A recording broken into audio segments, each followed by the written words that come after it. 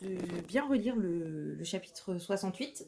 Je me suis un peu avancée en besogne, donc je refais juste un dernier petit rappel, pas très long.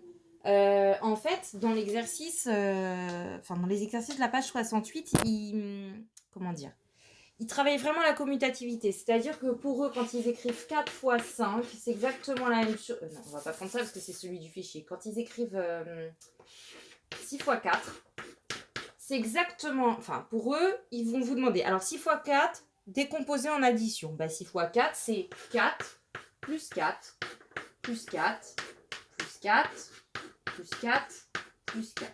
Mais c'est aussi la même chose, 6 fois 4, c'est aussi la même chose que 4 fois 6. Du coup, c'est la même chose que 6, plus 6, plus 6, plus 6.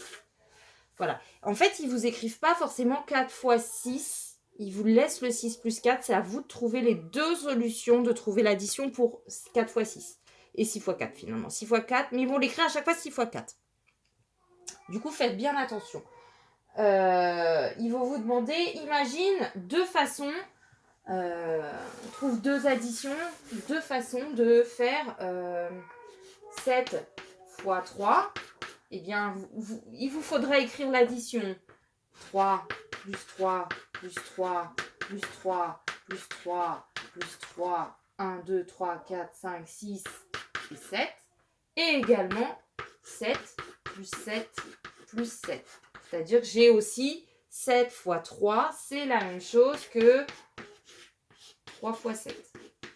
Dans votre tête, il faut que vous arriviez à permuter.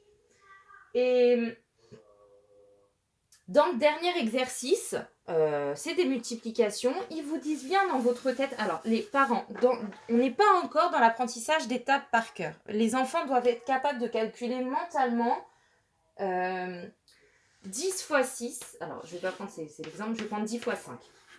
Bon. Quand on a 10 fois 5, l'enfant... il doit être capable de choisir ce qui est le plus simple dans le dernier exercice. C'est vraiment ça qu'on lui demande. Est-ce qu'il va faire 10 fois 5 ou est-ce qu'il va faire 5 fois 10 dans sa tête? Il connaît peut-être pas par cœur le résultat, mais est-ce qu'il va préférer faire 5 plus 5 plus 5 plus 5 plus 5, 1, 2, 3, 4, 5, 6, 7, 8, 9, 10. Très long, d'accord? Ou est-ce qu'il va faire 10 plus 10 plus 10 plus 10 plus 10.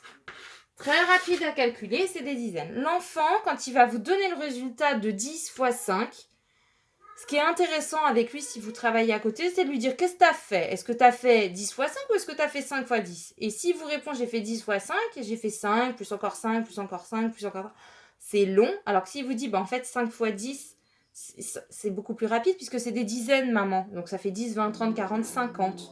Voilà. Donc dans le dernier exercice, on vous met les enfants vont avoir une multiplication et vont devoir calculer mentalement dans leur tête ce qui va le plus vite. J'espère que je suis claire. Je sais pas. Est-ce que c'est 6 fois 2? Alors s'il y a écrit ça, est-ce que c'est mieux de faire ça ou est-ce que c'est mieux de faire 2 fois 6? C'est mieux de faire 2 fois 6 parce que 2 fois 6 c'est un double. Si c'est 6, ça fait 12. Alors que si on me dit 6 fois 2, je suis obligée de faire 2, plus encore 2, plus encore 2, plus encore 2, plus encore 2, plus encore 2. C'est long. 6 plus 6, ça fait 12. Voilà. Il est 20h. Bon, je vous laisse, ça applaudit dehors.